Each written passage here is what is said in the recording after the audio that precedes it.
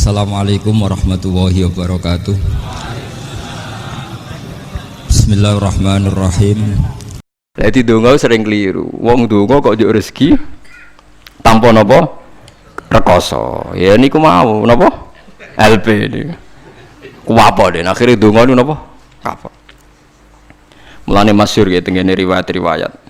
Wong alim ora usah ndonga. Pokoke nek is mulang ora usah ndonga. Biasa ndonga sak kadare. Kanjeng Nabi itu pernah keluar rumah. Ini di Muqaddimah kitab Majmu' dan di Muqaddimah kitab Ihya Fadhailul Ilmi. Kanjeng Nabi rawuh teng masjid, ada satu kelompok sahabat yang doa bersama. Mboten bersama kancane wong akeh. Saiki doa bersama iku marah lintas agama ya moko. Kok keliru bahasa meneh. Ndonga bareng-bareng kancane padha Islame. Waduh. Lah saiki doa bersama iku maknane antar apa? Agama. Wah, lha iku bahasa yang datang kemudian. Padahal maksudnya di doa bersama itu, ya Wek Mustafa tuh ngomong berukin, ayo kelompok miskin aku ndonga bareng-bareng.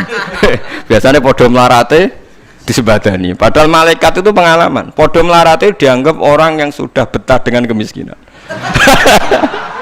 Sehingga malaikat terus nyembadani, mereka dianggap familiar dengan apa? Kemiskinan. Melarat anyar nang ndonga, iku isek panik, iku mandi. Nah melarat wis suwi ra mandi mergo mboten napa panik nggih. Padahal syaratnya donga sing mandi sing panik. Amma yujibul mutarr dadi sing panik sing isek napa panik. Lah melarat saiki terlatih kabeh. Dadi wis gak panik.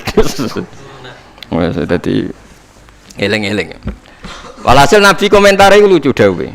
Dan ini hadis sahih. Mereka itu berdoa.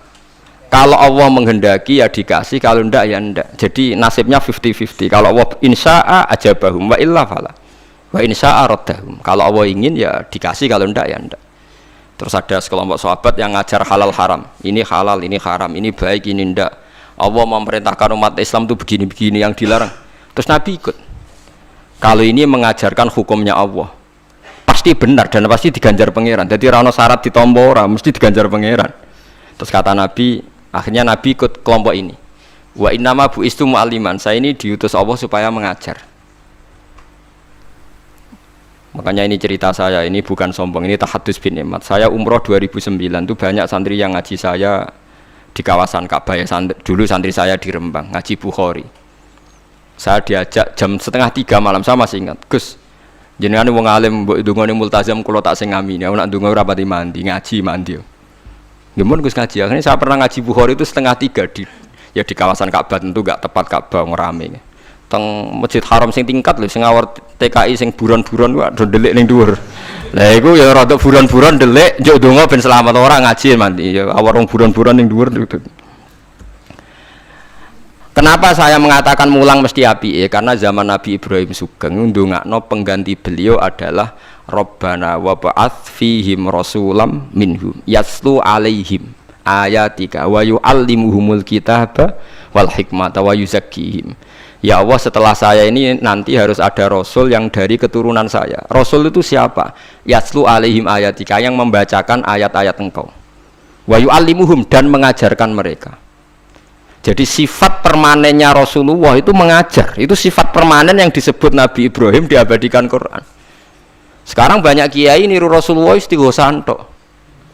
Lha aku ora ora dalile. Yo Nabi udah tahu ngono ae, ora dadi model yo tahu. Sing permanen sifate iku mulang eling-eling. Lho iku disebut Quran kok kowe iki kalau sawangane ora wani temen. Biasa mawon.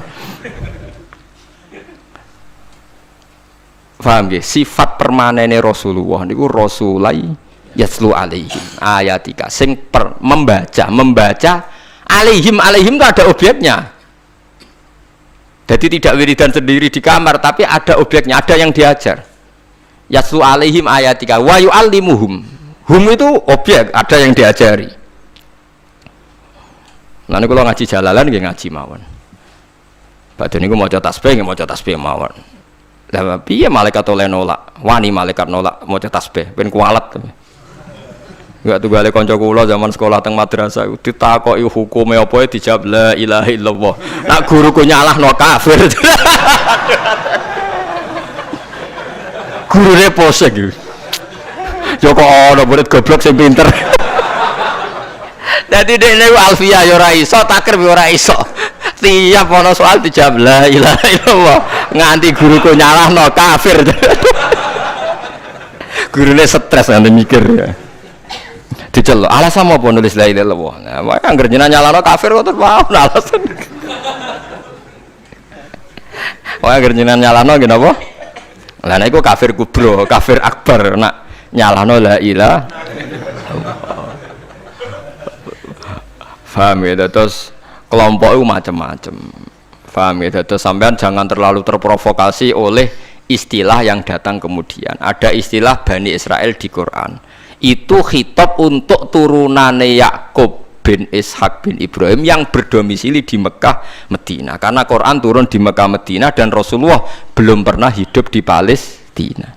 Awal zaman ada negara yang disebut Israel. Ini tidak ada kaitannya dengan ya Bani Israel, kecuali orang Israel yang sekarang naisen yang memang turunan Yakub. Berarti Bani Israel itu bisa orang Indonesia, orang Jerman, orang Amerika, siapa saja yang secara genetik turunannya napa min awladi sinten Yakub bin Ishak bin Ibrahim.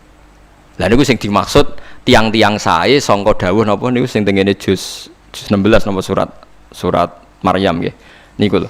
Ulaikal ladzina an'ama Allahu 'alaihim minan nabiyina min dzurriyyati Adama wa mimman hamalna ma'anu wa min dzurriyyati Ibrahima wa Israila wa mimman hadaina wastabaina. Jadi Israel teng mriki mboten kok Israel Zionis tapi Israel Yakub bin Ishak Ibrahim.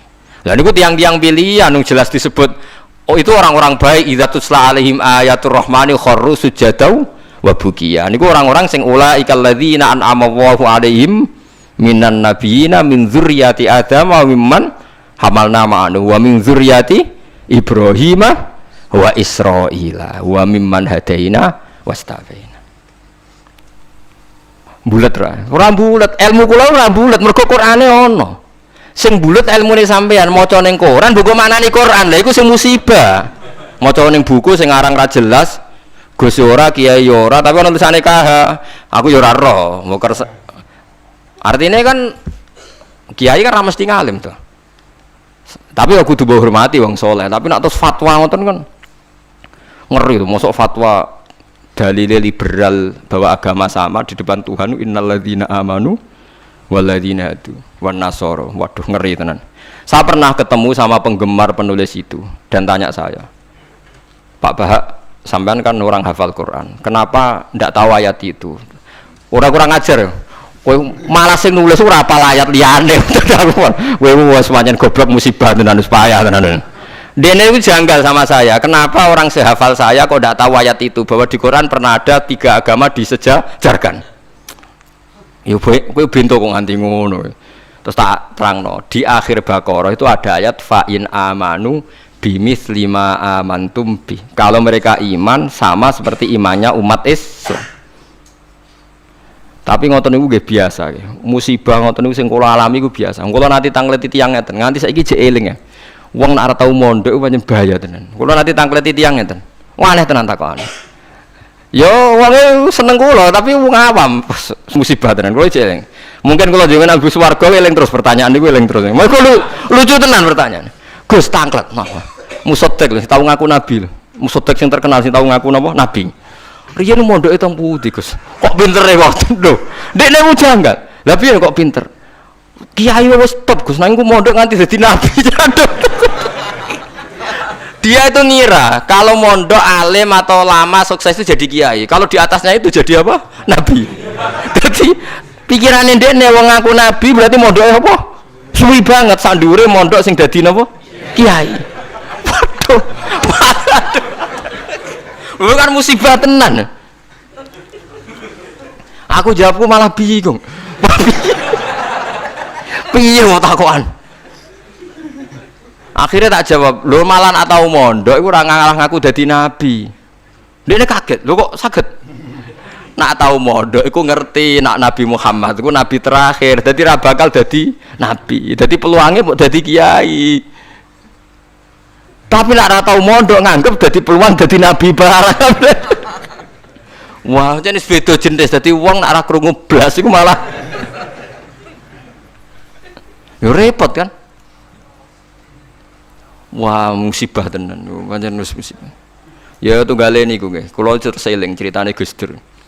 Ada orang kultus sama kiai itu tanya sama Gus Dur, Gus, kiai yang salah kan ya banyak. Ya kiai macam-macam tomus, sing pacaran ya akeh, sing rodok keliru ya akeh, doyan duit macam-macam ya akeh.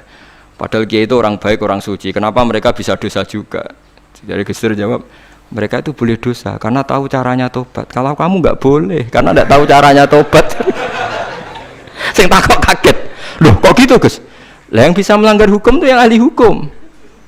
Jadi kamu jangan niru dosanya kiai, dia sudah siap-siap penangkalnya. Kalau tak eleng-eleng zamannya podo, kalau sering dikonco nakal. Senangane cuangkron perapatan lho wong wedok ayu. Lah Gus diwudoni ilang. Siap. Dekne nganti saiki wis tuwek, yo cek fase kae. Alasane wis go setipe. Lah Gus diwudoni apa? Ilang. Dadi dekne ngerti nek dosa delok ku ringan. Dekne ngerti. Wah repot toh akhirnya malah. Dulu saya ngira Gus Dur itu guyon, ternyata kayak gitu ya banyak juga sih. Mungkin yang di sini banyak kan maksiat alang kok.